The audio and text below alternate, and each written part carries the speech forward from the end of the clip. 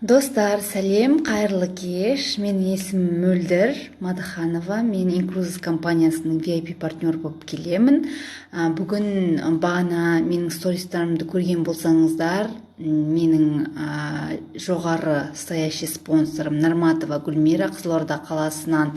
Сол кісі менің бүгінгі эфирімнің қонағы. Ол кісі осы қазіргі таңдағы 21 ғасыр жаңа мүмкіндіктер, жаңа бизнес туралы түсіндіріп береді. Осы бизнеске қалай келді, қандай жетістіктерге жетті, сол туралы айтып өтеді. Сондықтан эфирді аяғына дейін көріңіздер. Үйде отырып қандай деген онлайн бизнеспен қалай жетістікке жетуге болады, соның бәрі туралы айтады. Қазір мен ол кісіні прямой эфирге қосамын.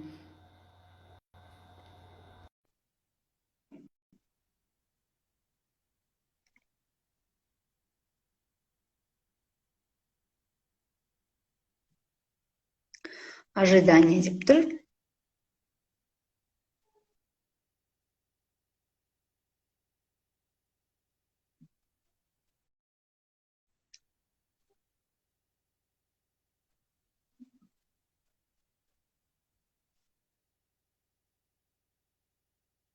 Гүлмира ханым, дұрыссыз ба?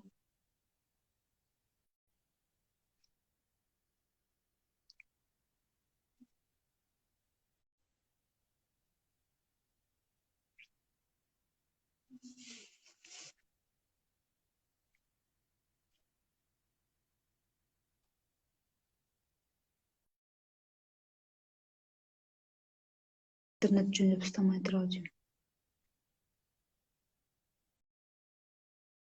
Гүлмира ханым, қайтадан кіресіз ба? Мен естіп тұрсыз ба?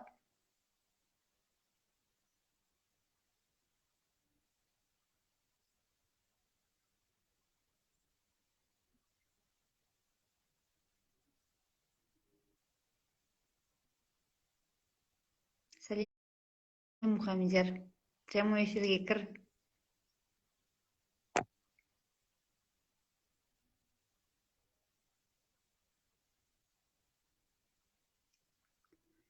Так, мына кісі қосыла алмай жатыр. Технический. Сәлеметсіз ба? Қалыңыз қалай? Қалай жағдайыңыз? Бүгін Жақсы, шүкір. Иә, перегрузка болып жатыр. Жақсы, бәрі жақсы. Өзіңіз қалайсыз? Мен сізді таныстыра өтейін, тағы бір достарым қосылып жатыр екен, 6 адам отыр екен. Құрметті инста оқырмандарым, сіздердің көріп отырғандарыңыз алдарыңызда Нарматова Гүлмира, менің жеке жоғарыдағы спонсорым. Иә, осы уақытқа дейін мұғалім болып келген, қазіргі таңда Inclusive компаниясының региональный директоры, өзінің қарамағында 250-ден астам командасы бар. Бірінші рет осы Қызылордаға алып келген адамдардың бірі. Қазіргі таңда осы ғасыр, жаңа ғасыр, 21 ғасыр онлайн бизнес ғасырының бізге берер мүмкіндіктері туралы бүгін сөз қозғайтын боламыз. Сондықтан эфирдің аяғына дейін болыңыздар, өздеріңізге жаңа мүмкіндік, жаңа бағыт ашасыздар, жаңа ақпарат аласыздар. Сондықтан эфирден шығып кетпеңіздер. Енді Гүлмира ханым, осы қазіргі таңдағы 21 ғасырда сіз қалай өзіңізге мүмкіндік деп санайсыз? Қызылордаға бұл бизнес қалай кірді, қалай бастадыңыз? Сол туралы қысқаша айтып өтсеңіз. Мөлдір ханым, негізінде біз круизға кетіп бара жатқан кезде танысқанбыз. Негізінде контакт болу керек с Перизат ханыммен. Перизат ханым командама қосылып, осы компанияны сенген. Негізі мен бұл компанияға келген себебім, негізі біз 2018 жылы бұл Inclusive компаниясына қосылмай тұрған кезде мұғалім болып жұмыс жасап жатқанда біздің бір елбасымыздың берілген тапсырмасы бар. Негізі Шваб Клаустың кітабын оқыңдар. Шваб Клаустың қазіргі таңда ақпараттандыру, роботтандыру, ақпараттың қазір біз ақпаратта дамып тұрмыз. Елдің қатарына қосылып жату үшін біз барлық жерден, бүкіл әлем бойынша қазіргі таңда 50 дамыған елдің қатарына қосылу үшін біз сол ақпаратта болуымыз керек деді. Ол Шваб Клаустың роботтандыру бағдарламасы тұғын. Сол бағдарламаны оқыңдар, сол бағдарламаны иә, сол кезде Шваб-Клаустың сабағы, енді өзім тарихтан сабақ бергеннен кейін соның сабағын 2018-дің қателеспесем 2018-дің сол апрель айы болу керек, 4-ші.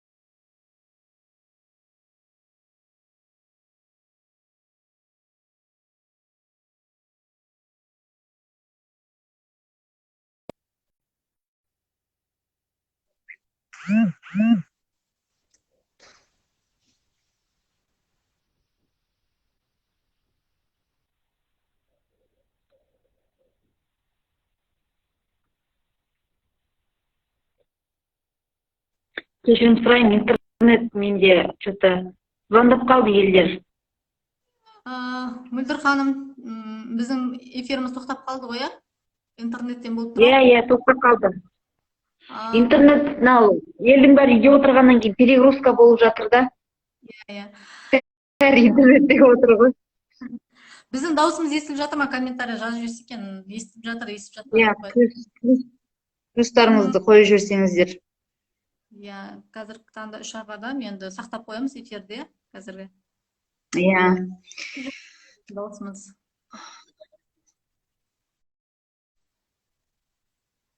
Что-то ешкім жоқ қой деймін, Білмеймін, менде 4 адам көрсетіп тұр. Естіліп жатыр ма біздің? Даусымыз естіліп тұр ма? Плюстарыңыз. Иә, сол осы. Құрметті достар. Иә, жаңа айтып жіберейін, негізі бұл Incruz компания қосылмай тұрған кезде.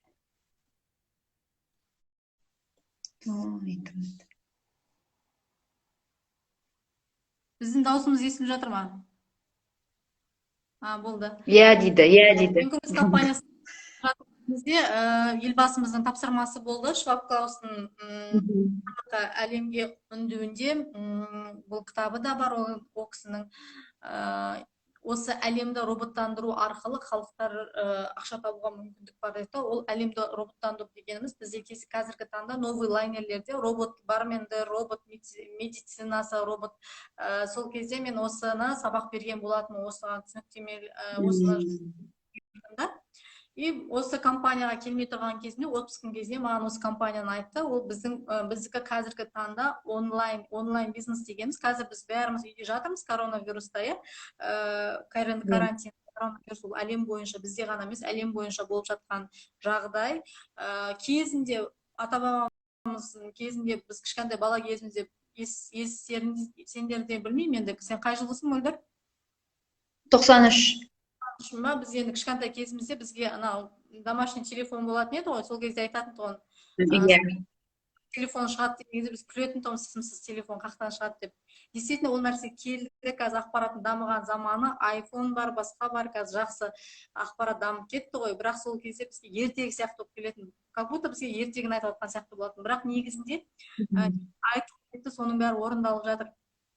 Кезінде машинаға шықпай тұрған кезінде именно Шваб-Клаустың айтылған сөзі, кезінде көмірмен от жағып жасағанда қазіргі таңда газбен, бензинмен, газбен қазіргі таңда бізді үйді жылытып жатыр, Ал сол нәрсе жыл бұрын шет елдерге келген да, ал бізге кейіннен осы 15-20 жылдықтың 2000 жылдан бастап біз мұнайдың әлі де көп жерлерге бармағаны бар. Оның үстіне мұнай мен газдың дамыған заманы бізге енді келіп жатыр. Ол негізі 100 жыл бұрын басқа мемлекеттерде, басқа дамыған елдерде келіп қойған. Бұл мақсаты да сол негізінде әлем бойынша путешествие. Бүгін ғана мен сайтқа кіріп қарадым. Aviata.chk Travel деген сайттарды білеміз, иә? Aviata.chk Travel деген қазіргі самостоятельный бронирование жасайтын сайт. Ол сайтта қана ақпараттың көмегімен қана билеттер аламыз. Ненің соткамен, андай интернет ақпаратының көмегімен ғана біз билеттер аламыз пойыз, самолеттерге. Бүгін ғана мен көрдім, просто әшейін көре салдым. Июнь, октябрь айларына билетті көріп жатырмын, а билет қазір сатылымда тұр. Оны қазір адамдар алып жатыр. Біздің сайтта да дәл сондай лайнерлердің сайты, бірақ бізге лайнерлер келген жоқ, бірақ сол сайтта біздің Қазақстанға келді. Қазақстан емес, ол 183 мемлекетке келді. Бірақ бұл сайтта қазіргі таңда турагентство барлығы адамдар баратын жерлерге, қолмен жүгіріп баратын жерлердің бары жабық болды да, қазіргі таңда біздің сайт арқылы билеттер алынып жатыр. Бірақ бұл сайтта мен саяхатты айтпай ақ қояйын, бірінші сатыда мен бизнесті айтайын. Өйткені қазір үйде отырмай шетелдегі таныстарыңызға сіз осыны предлагать ете аласыз. Қазір акцияның арзан бағада сатылып жатқан кезі қазіргі таңда. Қазір акциялар сатылып жатыр арзан бағада. Халықта ақша жоқ дейді, бірақ халықта кейбіреулер соны білетіндер қазір андай биткоин деген сайттар бар. Солар мысалға электронды ақша шығады дегенде оның бәріне кезінде сенбеді. Қазіргі таңда соның барлығы келіп жатыр. Электронды дамыған заман. Қазіргі таңда InDriver, Яндекс, Instagram, Facebook, WhatsApp желісі қазіргі таңда көп сайттар көп та. Сол сайттардың барлығы негізінде. Бірақ оны доступ халыққа былай ашып жасап қойғанда, біздің сайт неге жабық? Өйткені біздің сайт реклама жасау арқылы халыққа біз реклама жасаған арқылы, сайт арқылы, осы сайтты предлагать еткен үшін бізге компания ақша төлейді. Бұл компанияның президенті Майкл айтады ғой, мы ищем тех, которые ищут нас дейді. Например, біздің сайтты қалай шетелге баруға болады деген адамдар, халықтар өте көп. Мен именно айтқан әлем роботтанады деген. Действительно, біздің Қазақстанға әлі келген жоқ, шетелдерде ол нәрсе бар. Бармен робот, бармен повар бар. Онымен тек қана бір құрылғының көмегімен тек қана бір адам ақша алып отырады. Ол роботты ойлап тапқан адам. Қазіргі сол кезде мен ойлаймын, мұғалім робот шығарсам екен деп та. Действительно, қазіргі таңда онлайн обучение жүріп жатыр да. Ол да бір роботтың түрі. Оған көп адамдар сенбеді. Қазіргі таңда бұл да Алла тағалам берген сынаға, өйткені біз оны көбінесе қабылдамыз. Бұрын аппаратпен қолмен тігетін болсақ, автомат тігеді дегенге көбісі сенбейтін тұғын. Пол автоматтар шықты, мысалға машинканы қолмен жусақ кірді. Одан кейін пол автомат шықты. Автомат жуады. Қазіргі таңда 21-ші ғасырдың 22-ші ғасырда уже біз 21-ші ғасырдың ішінде басында келатыр қой, енді 21-ші ғасырдың ортасына барған әлем роботтанады, ол міндетті түрде. Бірақ осы 2020 жыл бізге сынақ келді, өйткені ол да Алла тағаладан. Өйткені көбісі қабылдамайды, сенбейді, ондай сказка деп ойлаймыз да, мысалға. Ол нәрсе негізі бар, ол сказка емес. 21-ші ғасырдың қазіргі таңда ақпараттың дамыған заманы, қазіргі таңда осы ақпарат арқылы ақша табатын заман. Ана видео жібердім да, маған керді бір күшті видео.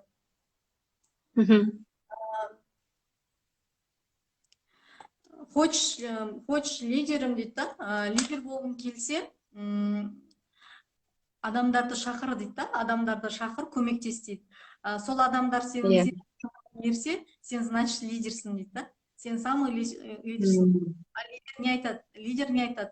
Болашақты болжап айтады да, болашақта сенің осы компанияда пәленбай миллиардтаған ақша бар, мүмкіндік бар, сенде путешествие бар, сенде возможность бар, сенің командаң болады, сен мультимиллионер боласың дейді да. Бірақ оған адамдар сенетіндер аз болады міндетті түрде. Өйткені ақпаратты пока бізге келіп, почти мынау Инкрус компаниясын 2018 июль айында мен бастап айтқан кезде барлығы айтты ғой, сен чокнутсың ба, саяхат емес, лайнер ма деп. Өйткені действительно лайнер деген вообще біздің санамызға келген жоқ.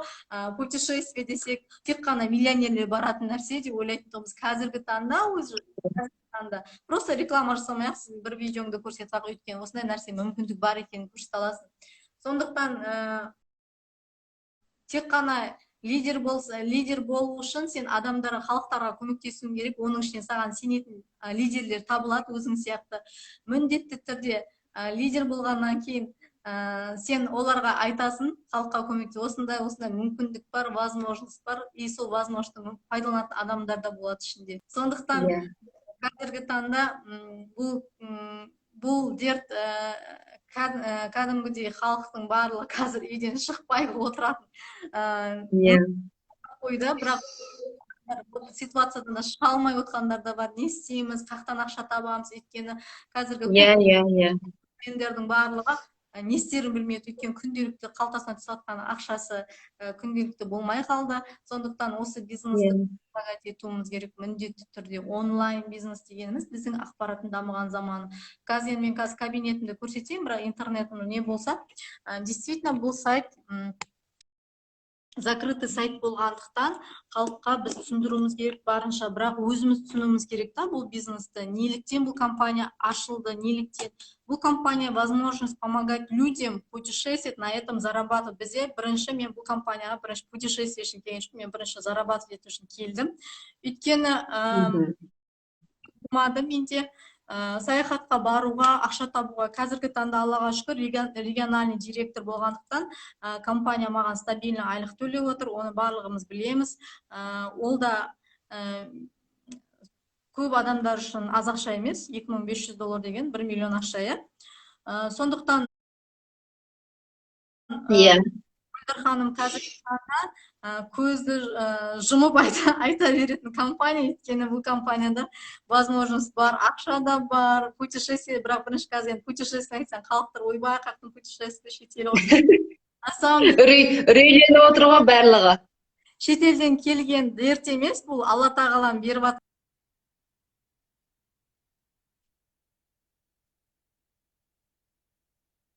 Қатты қалды қайтадан.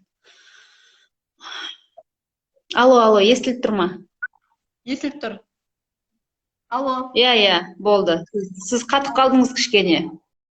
Бұл шетелден келген дерт емес, бұл Алла тағала айтып жатыр, мүмкіндік кезінде айтып жатыр ғой, Сандраға келеді дегендей, шын мәнінде роботтану ақпаратын пайдалансын деп тұр. Көбісі қазір бұрын біз кассаға жүгірсек, қазір кассаға бармаймыз, қазір мынау мысалы эгоф арқылы ключтер жоқтар, қазір қаяқтан жаңа 2000 теңге алатын білмей жатыр да, өйткені кезінде құрсыншы деп соны ашып тұрса, сонда жабық тұр, мысалы ключті қаяқтан аламын. Действительно бұл ақпарат деген үйде отырып ешқайда шықпай жұмыс істеу керек деген нәрсені түсінбейді да халық деген. Олар сол очередке тұрып, пәленбай сағат очередке тұрып, сол жаңағы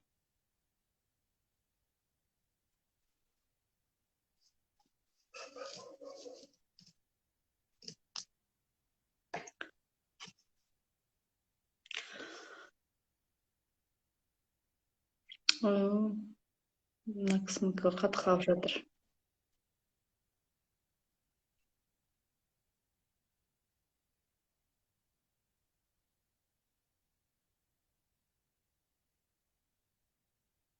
Гүлмира ханым, сіздің сетіңіз ұстамай жатыр.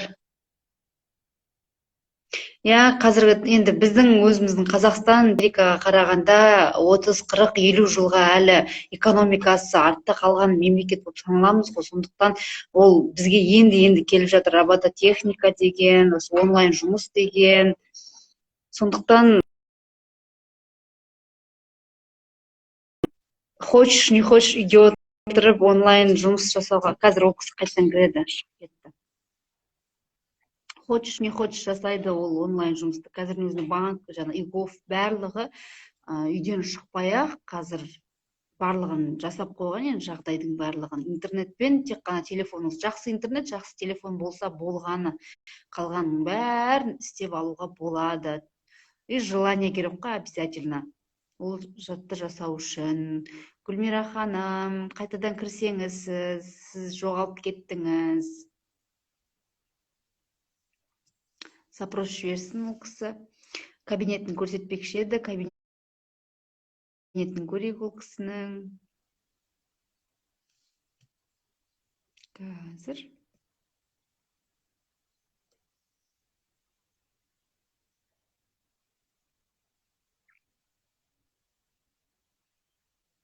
Ожидает.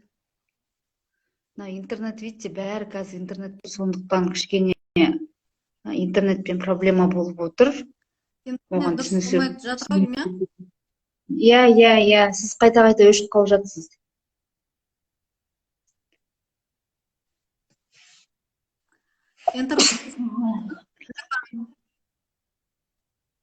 Иә. Сіз жақтан кішкене болып жатыр. Бізде білмеймін енді. Кешке қарай сондай болып қалып жатыр. Перегрузка ойын енді. Енді қазір сол мүмкіндікті пайдалану керек. Ақпараттың дамыған заманда роботтандыру деген осы негізінде интернет желісімен халықтармен жұмыс жасап, лидер сетевой компанияның ең жаңаша түрі бұл. Жаңаша түрі шықпай-ақ бұл сайтты предлагать етуге мүмкіндік бар.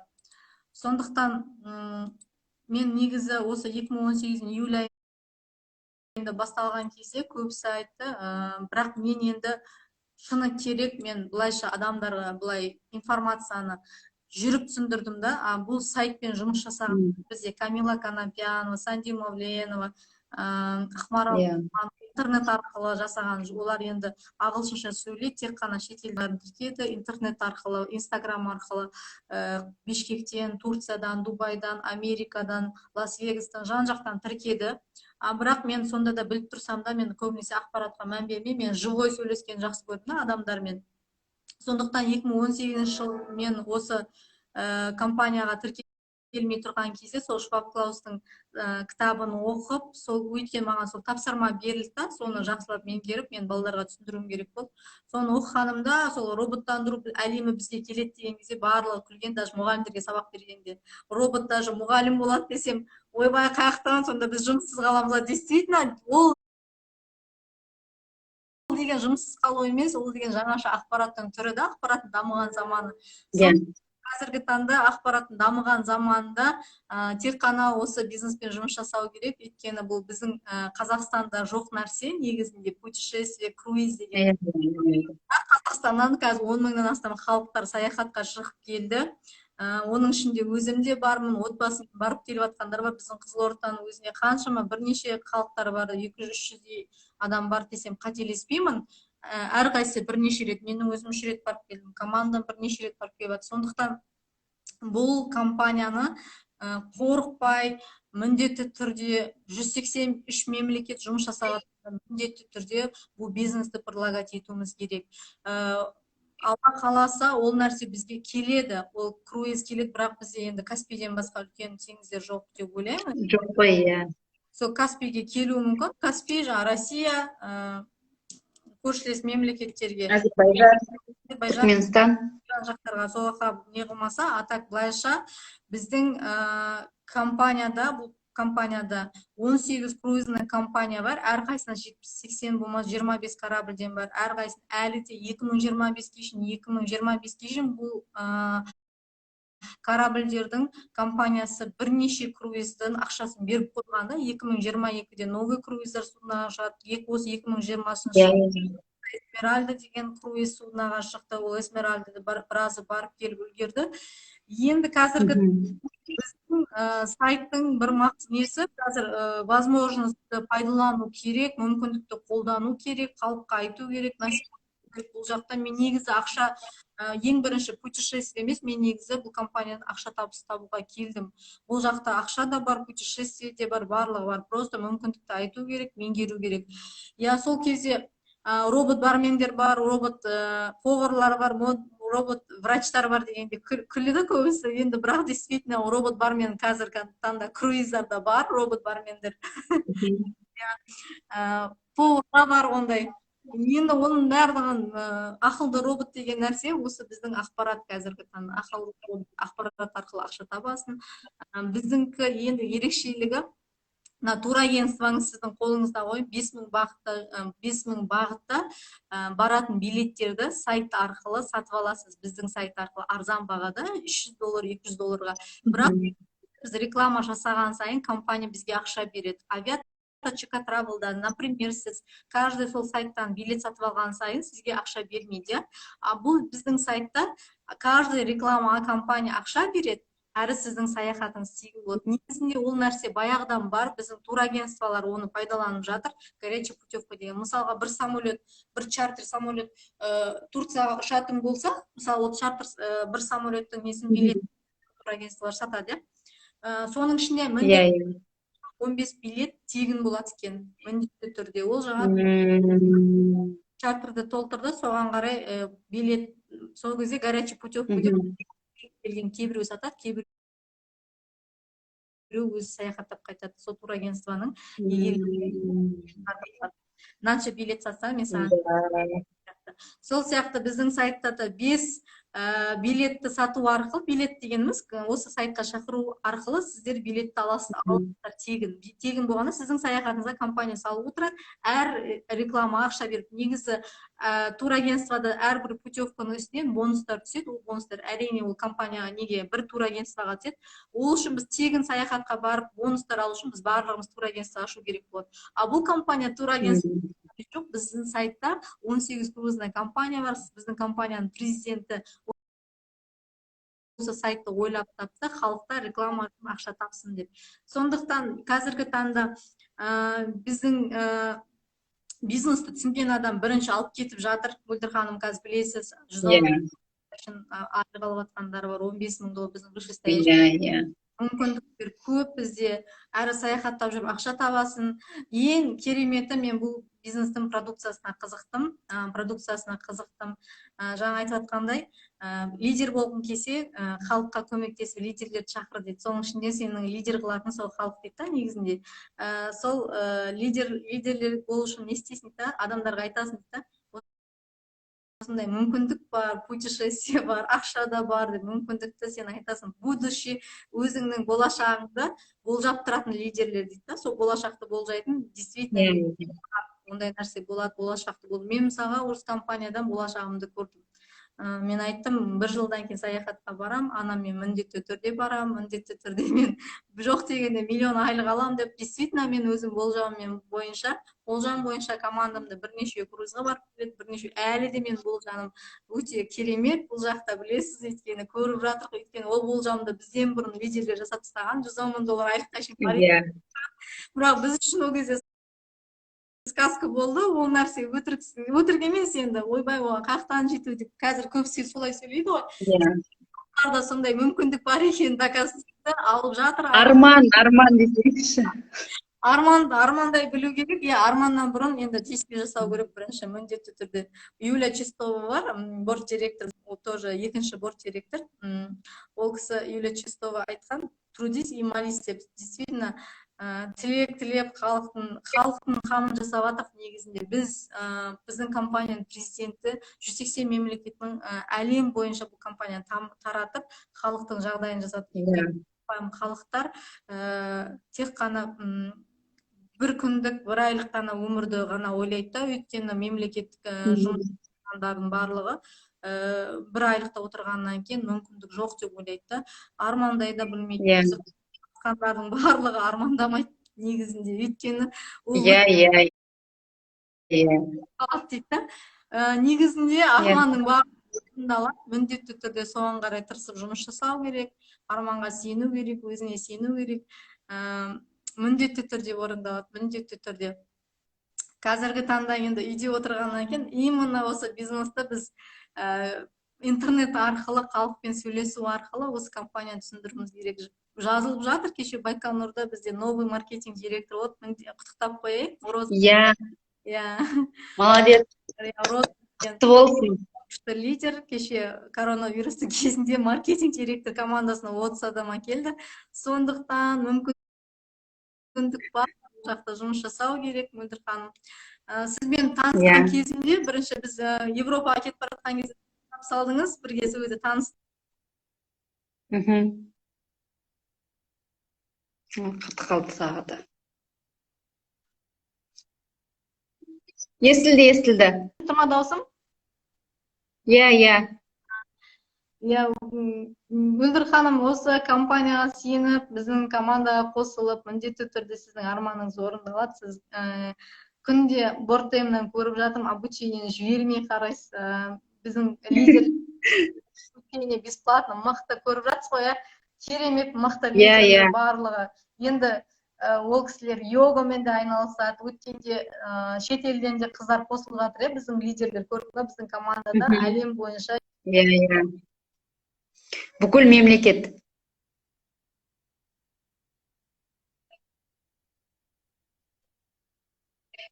Біздің сеніміміздің арқасында, біздің топ лидерлердің сенімінің арқасында осындай мүмкіндікті беру арқылы біз де осындай команда құрамыз. Мөлдір ханым, ол міндетті түрде бірақ халыққа жеткізу керек.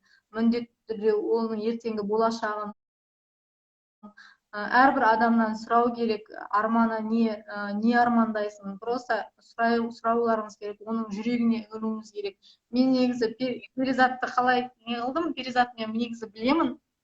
Бұрыннан бұл компанияға кірмей тұрғаннан танимын. Перизатқа барған кезінде перизаттан сұрағанмын, осындай компания бар, путешествие деп. Менің уақытым жоқ, мен пирамидаға сенбеймін деп, мен бірінші кезде қуып жүрген ол.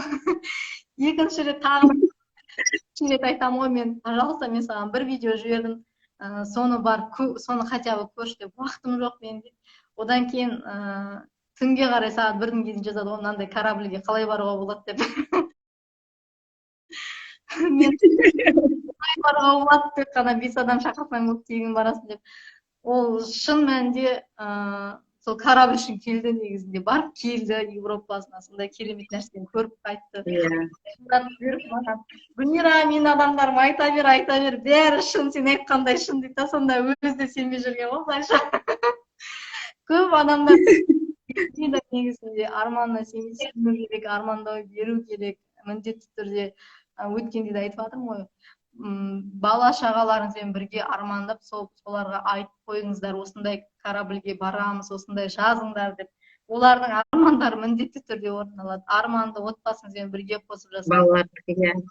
Балалар деген бірінші олардың армандары періште, олардың армандары орындалады міндетті түрде. Оларға көп осыны компанияны айтып, осындай нені балаларға санасына сіңгізу керек. Өйткені қазіргі таңда ақпарат дамыған заманда балалар бәр нәрсені біледі, бізден жақсы біледі негізінде. Сол тілді бір қателігім.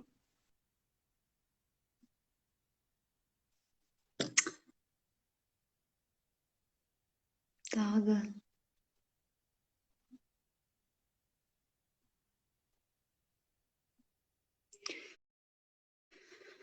Ой, мынау интернет болмай жатыр. Гүлмира ханым, жоқ болып кеттіңіз.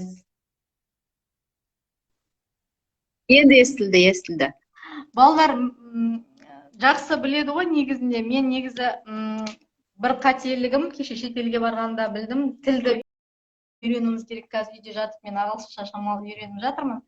Ағылшындармен қоямын, бірақ өзім Google переводчикпен сөйлесем, бірақ үйреніп түрде кезінде орысша үйрен, орысша біл, ертең орысша керек, қазіргі таңда ағылшынша білу керек, ағылшынша міндетті түрде қажет болады. Мен қай мемлекетке барсам да бірінші ағылшынша жүретін.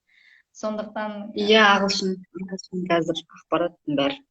Сондықтан бұл компания өте керемет, мүмкіндік көп, жасай беру керек негізінде, мүмкіндікті қолдану керек. Қазіргі данный момент, қазір ақша керек болса, осы компания жұмыс жасау керек. Қазіргі таңда көбісі ақша жоқ дегенімен акциялар сатып алады. Сондай мейлі қандай болсын, қарапайым болсын, ақша тауып бұл компанияға кіретін адамдар табылады, сенетін адамдар табылады. Мен өзім бұл компанияға вообще коронавирус сияқты үйде отырған сияқты ештеңе білмейді, ешкім ешқандай ақпарат білмейді, ешкім сенгісі келмейтін кезде бастадым ғой, бірақ сол нәрседен де өттім. біреуге айтсам күледі маған, Мгм. алдап кеттің ба не. Сондай кездерден де басталып өтті. Ол қазіргі таңда осы бизнес жасау керек екені менің түсінгенім бойынша халыққа осылай ғана көмектесе аламыз қазіргі таңда. Басқа менің қолымнан келетін техника барлық жер жабық, үйден шықпай ақ осы бизнесті предлагать ету керек. Сұрақтар Әрине. айтыңыздар. 21 ғасырды түсіндірдім. Шваб Клаустың кітабын оқыңыздар. Ақпараттандырудан бөлек ақпарат арқылы, интернет арқылы роботтарды жасап жатыр қазіргі таңда. Біздің бизнес робот. Интернетте отырып, әркім ешқайда шықпай-ақ круиздарға билет сатып алу арқылы, бірақ бұл сайт закрытый сайт, ссылка арқылы келеді, сіздің ссылкаңыз таратылады, интернет, WhatsApp, Instagram, Facebook арқылы таратылады, сол арқылы сіздің командаңызға қосылған үшін бір адам қосылды ма, осы бизнесті выступать етті ма, сізге компания карточкаңызға $50 келіп түсіре салады, болды. Үйде жатып ақ жасауға мүмкіндік бар. Енді көбісі қандай бизнес түсіндіресің деп оны жайырақ түсіндіресіз. Мөлдір ханым, сіз бәрін білесіз ғой, біздің кабинетке кіруді бәріне. Білем. Иә, бәрін білем. Қазір мен сұрақтар болса, қойсын қонақтардың сұрақтарды. Сосын кешегі Майкл Хатчсонның айтып өткенін айтсаңыз, промоушн жариялады осы апрель айына. Кеше тыңдадыңыз ба? Тыңдадым. Маркетинг директор жатқанда. Бізде Мөлдір ханым былай ғой, маркетинг директор дегеніміз шақырған 5 адамыңыздан команда құру арқылы 30 адам болса командаңызда сіз маркетинг директор боласыз. Бізде быстр старт деген бар. Егер де тіркелген уақыттан 3 айдың ішінде сіз маркетинг директор болсаңыз, командаңызға 30 адам шақырсаңыз, сізге компания $300 айлық беретін тұғын. Қазіргі таңда $300 айлық емес, $500 айлық береді. Одан кейін бонус беретін тұғын $700. 3 ай емес, негізі маркетинг 3 айдан асып кетсе $300 айлығын ала беретін тұғын. $700 қоспағанда. Бір жылдан кейін маркетинг болама, 3 айдан кейін маркетинг болама, $300 айлық тұғын. Осы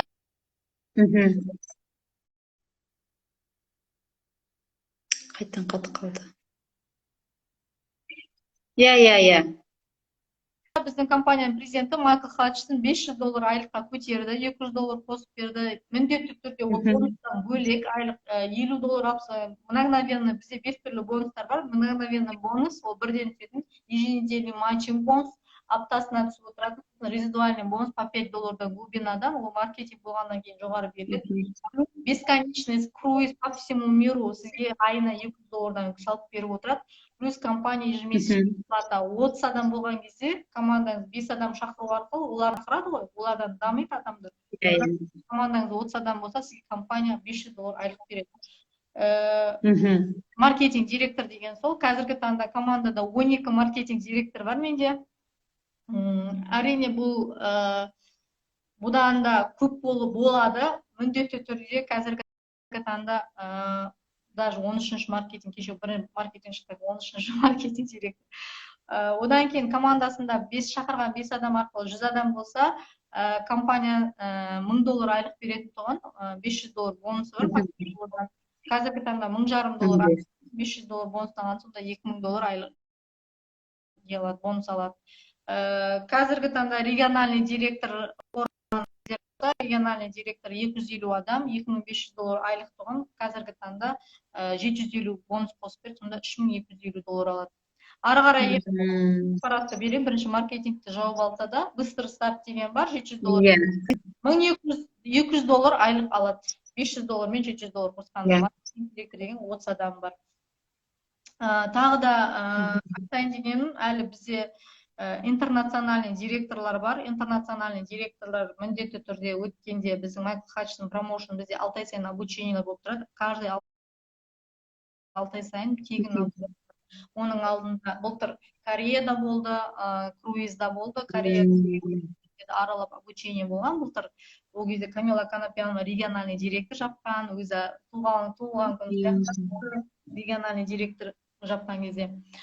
Қазіргі таңда осы промоушнды жасаған тұғын Майкл Хатчсон Мальдиваға деп GoProға барып келіп жатыр. Мальдиваға бару керек еді, майда кету керек еді ол кісілер. Бізде интернациональный Рустам Гатуллинов бар, оның ішінде интернациональный директор де Гаухар міндетті түрде бар, біздің өзіміз жоғарғы спонсорлар. Диваға бара алмайтын болды, сіздерге ақшалай сыйлық беретін болды, кеше де соны айтып өтті. Енді біраз жаңалықтар айтты, тағы да біздің партнерларға жеңілдіктер жасады. Ол жеңілдіктер, которые просроченный 4 ай, 5 ай просроченный енді сала алмай қалған жағдайлар әртүрлі жағдайда болады ғой, енді өзінің отбасына байланысты. Соларды қайтадан $100 салуға мүмкіндік берді. Ол да бір жақсы жаңалық. Ол енді мәдениет барынша көмектесіп жатыр, бізге бонустарды неғұрлым көп беріп жатыр, айлықта беріп жатыр. Бізде 7-сінен бір күн кешікпейді, кәпшілік 7-сіне айлық түсіреді. 7-сін күтіп отырмыз бәріміз. Сондай, ол енді бұл айтылған жаңалық майдан бастап беріледі. Апрель айын бітіреміз, майдан бастап Құдай қаласа беріледі. Сондықтан 21 ғасырдың жаңа технологияны қолдану, жаңа бизнесті қолдану, осы біздің бизнес ешқандай продукцияны арқаламайсың, ешкімнің алдынан складтан затты күтіп алмайсың, ешқандай арқаңа қойған жоқ, дайын бизнес, обучение бар, тренинг бар, банкоматный карточка береді, визитная карточка есін компания жасап береді, реферальная ссылка, бәрі бар, обучение де бар, бронированный сайтқа кіресіз кәдімгідей, самостоятельный бронированный сайтқа кіресіз, ақпараттың бәрі бар бізде. Даже біздің лидерлердің өзі қаншама тегін обучение, негізі ол пәленбай миллиардтаған тұратын обучениялар, тренинг. Командада бірнешеу Турцияға барып, обучениеге барып келді, тегін обучениялар, өздері гостиницаға орналасты, өте 5-звездочный гостиницада жатып, осындай керемет тренингті бір апта көлемінде керемет мотивация алып қайтты. Сондықтан компанияда біздің лидерлер қаншама вложение салып, осындай дайын нәрсені беріп жатыр. Ертеңгі күні шамал бір жылдан кейін бұндай нәрсені сізге дайын нәрсені үйретпеуі де мүмкін, өйткені біздің айналамыздың бәрі қазір өздері дамып, өздері жақсы нәрсені ақпарат алып, уже біз ондай жағдайға жетеміз кеткен адамдарға даже біз түсіндірмеуіміз де мүмкін да алдағы уақытта. Сондықтан қазіргі таңда осы компанияда мүмкіндікті көп беріп жатыр, мүмкіндікті қолдану керек. Сұрақтар болса тағы да, қандай сұрақтардан негізі Мөлдір ханым, неге сізде мысалға адамдар отказ береді, сондай нәрседен қорқасыз ба әлде сіз? Мен көбісі сол ақша жайлы ғой, басында ақшам жоқ, бәрі ұнап жатады, ақшам жоқ, лохотрон емес па, осы жақында ғана көп адам таныстарымнан нелер шықты, қазір финансовая пирамида деген сияқты сондайларға салып тастаған, сонымен шатастырады көбісі. Бұлай ғой, бұл бизнесті мен тыңдаған келген кезінде бұл бизнеске ханым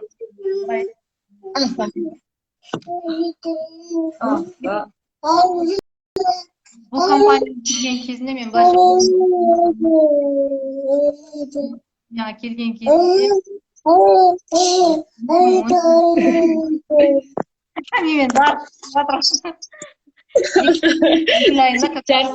кезінде бұл компанияға тіркелдім. Шыны керек, ол кезде $295 франшиза 102.000 теңге тұғын, 102.000 теңге қалтамда көктеген 102 теңгеде болған жоқ, шыны керек ол кезде. Бірақ маған осы бизнес айтқан кезде үйден 2 апта шықпай зерттедім. Бұны зерттеп, компанияның мақсатын барлығын түсінгеннен кейін менде кәдімгідей желание болады ғой адамдарда. Сондай желание болды да, мен алтындарымды өткізіп осы компанияға тіркелген болатын. Ешкімге айтқан жоқпын.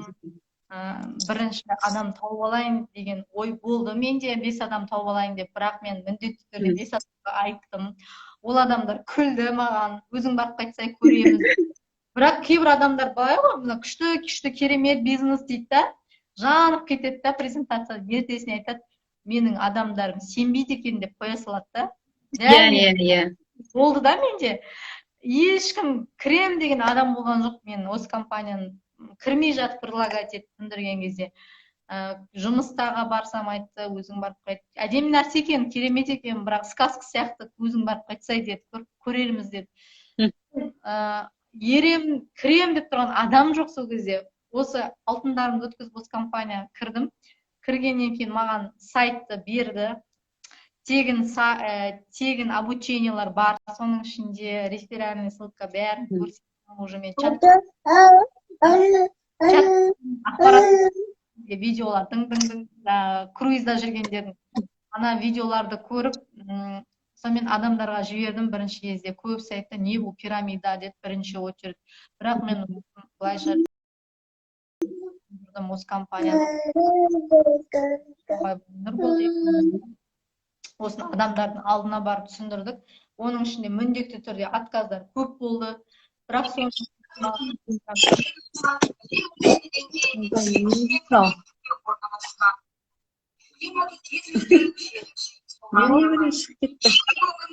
басылып кетті. Мына не ноутбук тұрған ғой, сол басылып кетті. Кешірім сұраймын. сонымен сенді қазіргі сол кезде маған өте қиын болды. Бірақ мен тоқтамай айта бердім. Былай ғой, попугай болуым керек қой. Айта беру керек.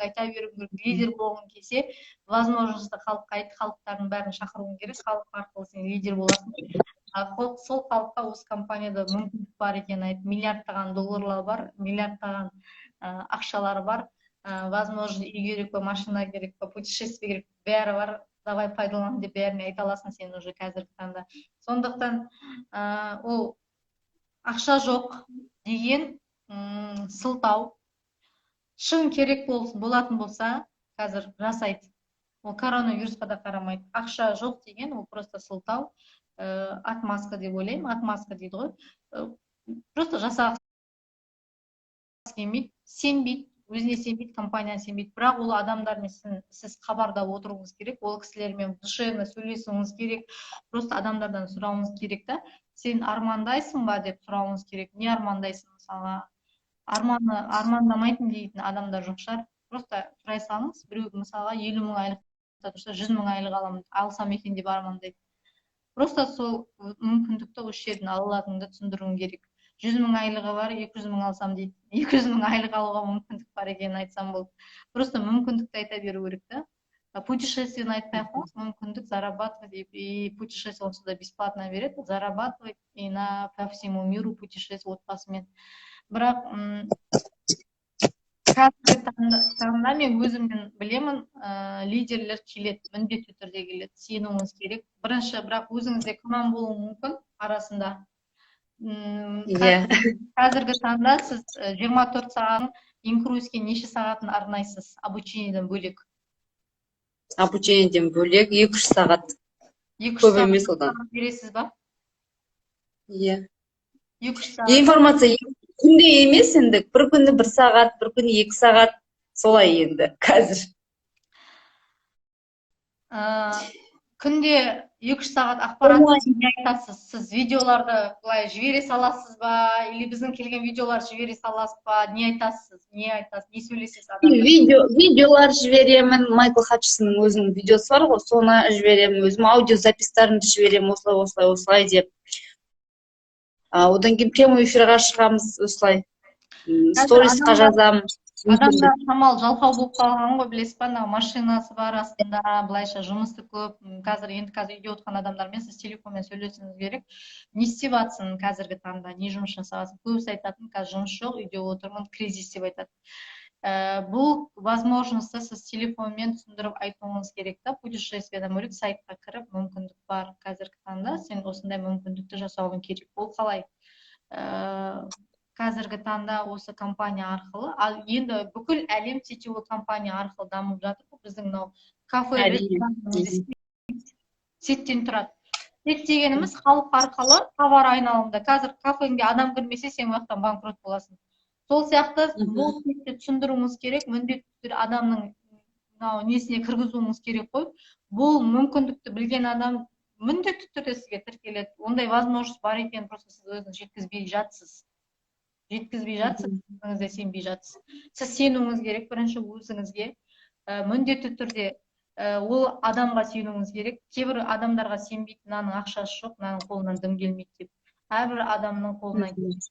Бірақ біз ол адамға сенбейміз, сосын до конца айтпаймыз, оның санасына кіргізбейміз, мүмкіндікті айтпаймыз. Сондықтан сізде өзіңізге сенімділік болу керек. Адамдар лидердің артына ереді, лидер болыңыз, міндетті түрде. Возможностьті көбірек айтыңыз, ақша бар екен, мүмкіндік бар екен, возможностьті көбірек айтыңыз, міндетті түрде командаңызға сізге лидерлер келеді. Менің командама сондай лидерлер келді. Иә, білемін ғой. Даже бай адамның даже президенттің алдына барсаңыз да кәдімгідей уверенность сенімділікпен айтсаңыз ол кісі міндетті жазылады міндетті түрде.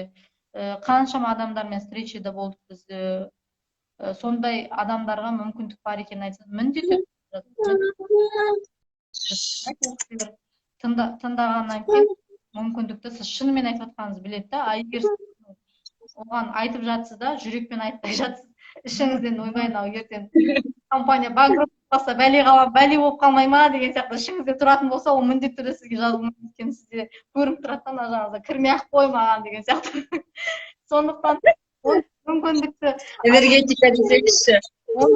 айту үшін бірінші міндетті түрде өзіңіз сенуіңіз керек қой ол нәрсеге, компанияға сенуіңіз керек міндетті түрде. Солай Мөлдір ханым. Ақмарал, рахмет сізге. Тағы да сұрақтарыңыз бар ма осы жерде отырған достар? Сұрақтарыңыз болса қоя беріңіздер. Ақмарал Нұрланованы тыңдадыңыз ба? Иә, тыңдадым. Ақмарал Нұрланова вот именно соны айтады. Адамдармен әрбір сөйлескен сайын кәдімгі бойыма тер шығып.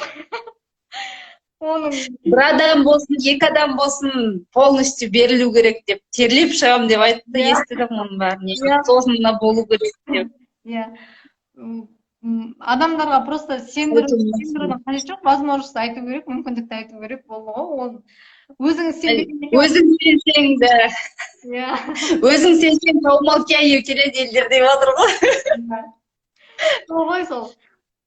Алматыда сізбен кездескен кезімізде, біз круизға кетіп баратқан кезіміз, ол кезде де менің командамда бірінші рет барады да, ол кезде де көбісі ойбай қалай болады екен, бәрі маған сенді. Менің де өзім бірінші круизім ол кезде баратқан Балтақпен еще аяғым ұшуым сындырып алғам, сонда да бірінші круизға баратқан кезде, бірақ действительно ешқандай не керек емес екен, гид та ештеңе керек емес, өзім бірінші лидерсің деген екен, лидер болуың керек деп өзіңді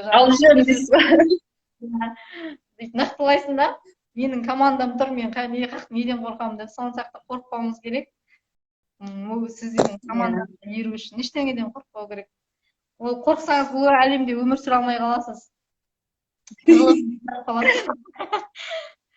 Батыл болыңыз. 21-ші ғасырдың жаңа ақпаратына сенесіз ғой, бірақ бірінші 21-ші ғасырдың.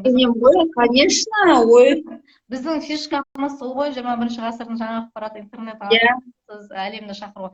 Даже қазіргі таңда. Сол үшін отырмын осы жерде, сол сенгеннен кейін осы компанияның болашағы бар, осы компанияда жетістікке жетемін дегеннен кейін осындай кірісіп отырмын ғой жұмысқа. Барлығына сенемін. Енді әр нәрсенің өзінің уақытымен дейді ғой, Алла тағала біледі бізге ненің жақсы екенін. Сондықтан мен де бір сынап жатыр ғой, қалай істер екен бұл деген. Осы уақытты беріп. Бұл да бір сынақ қой. Алия Рысқалиеваны білесіз ғой, қазіргі таңда 8 ай адамдарды сендіре алмаған. 8 ай. 8 айдан кейін анасына жылайды ғой, мен Құдайға не жаздым, маған ешкім сенбейді деген кезде, Алия Рысқалиеваның мамасы айтады, давай мен жазшы дейді ғой. Сөйтеді да 5 сестрасына звондайды, білмеймін ештеңе, барасың да, сенесің да, сенбейсің да, ештеңе білмеймін, короче, бесеуін паспорттармен ақшалап лақтырасың, менің қызыма поддержка бересің деп. Сол сестрасын бірінен кейін бірі тіркеген кезде $50 түседі ғой. Сол кезде барып кетеді. Сондай Алия Рысқалиеваның бір несін тыңдасаңыз, сол айтады қалай келгенін. Действительно, бұл компанияда кезінде продукцияны қолданбаған адамдар өте көп болды. Қазір продукция бізде өте керемет, ол путешествие, ол путешествиядан бөлек табыс табуға көбісі қазір путешествиені көріп болған сол жақты қазір бизнес айта береді да, көбісі лидерлер ше, өйткені ол путешествие қызық болмай кетті. Біз презентацияда біз круизға барып келген екен, круиз жайлы айтпаймыз ғой, бармаған адам керемет айтады екен негізі круиз жайлы. Енді оларға қызық қой, көрінмеген нәрсе. Міндетті түрде арман орындалды, армандай көп нәрсені армандай еді. Мен негізі мұғалім болып жүрген сол Шваб Клаустың жаңағы кітабын оқыған кезде мұғалім робот шығарсам екен деп ойлағанмын да. Ол нәрсе де орындалды. Бірақ мұғалімдер роботқа несін тастап кетеді, сабақтарын беріп кетеді, соны балдар тыңдайды, наушникпен сөйтіп оқып алып кетеді деп. Ол нәрсені өтірік, ондай нәрсе келеді негізіне, ол нәрсенің бәрі келеді. Аспанда ұшып жүретін машина шығады деді, онда шығып жатыр шын мәнінде. Ондай нәрсеге сену керек, келу керек. Қазір ақпарат 21 ғасырда ештеңеден құр қалмау керек. Сетевой компания ең бірінші кезде Oriflame, Побелик, мерекелер келген кезде Гербалайфтар келген сетевой компанияның көбісі түсінген жоқ. Сетевой компания дейтіндерді көбісі обучение, тренингтен робот Киясаки, НТН роботының барлық сабақтары, коучинг тренингтері осыны айтады. Миллионер будет успешным, что сетевой компанияда действительно ақша бар деп. Бірақ сетевой компания, продукция, қазіргі таңда сетевой компания, продукция келетін сетевой компаниялар қазір жабық, сондықтан көп заттар келеді. Біздің компанияның продукциясы әлі жұмыс жасап тұр, мүмкіндік бар жасауға, қолдануға мүмкіндік бар. Біздің сайт жұмыс жасап тұр. Главное, біздің сайт міндетті түрде ақша береді. Сондықтан біздің компанияға сеніңіздер, қосылыңыздар, міндетті түрде армандаңыздар, армандарыңыз орындалады, міндетті түрде орындалады. Мөлдір ханым, бірінші командаларыңыз осындай лидер болу үшін бірінші өзіңіз сеніңіз, лидер болыңыз, міндетті түрде арманыңыз орындалады. Армандай беріңіз. Сіз қайта жасамаған нәрсені жасап, мен сіз үшін қуаныштымын, өйткені күнде мен бортемін көріп отырамын. Сіздің күнде адамда қалдырмай соны көріп, комменттерді қарап отырамын. Мен негізі бортемге бірінші кімдер бар екен деп қараймын ішінде. Сондықтан міндетті армандаңыз, сіздің арманыңыз орындалады. 1 сағат болып қалды ма? Неше минут қалды? Сұрақтар болып қалды. Болды. 1 сағат болды уже, қазір өшіп қалады эфир. Сохранить етіп қойып үлгерейік. 59 кетіпті уже. 1 минутта өшеді. Рахмет сізге, Гүлмира ханым, бүгінгі эфиріңізде. Алла қаласа сеніңіз күнде міндетті түрде қазір үйде көп сағатыңыз осы сайтпен жұмыс істеуді, осы компания жасауда адамдарға осы ақпаратты жеткізуге тырысыңыз. Теріңіз шыққанша. Міндетті түрде. Осы айда маркетинг директор болыңыз енді, Құдай қаласа. Безоплатка жауыңыз. 500 доллар алайық. Жақсы, рахмет сізге көп-көп. Сау болыңыз. Сақтап қойыңыз. Сау болыңыз. Сақтаймын. Жақсы. Так, завершить.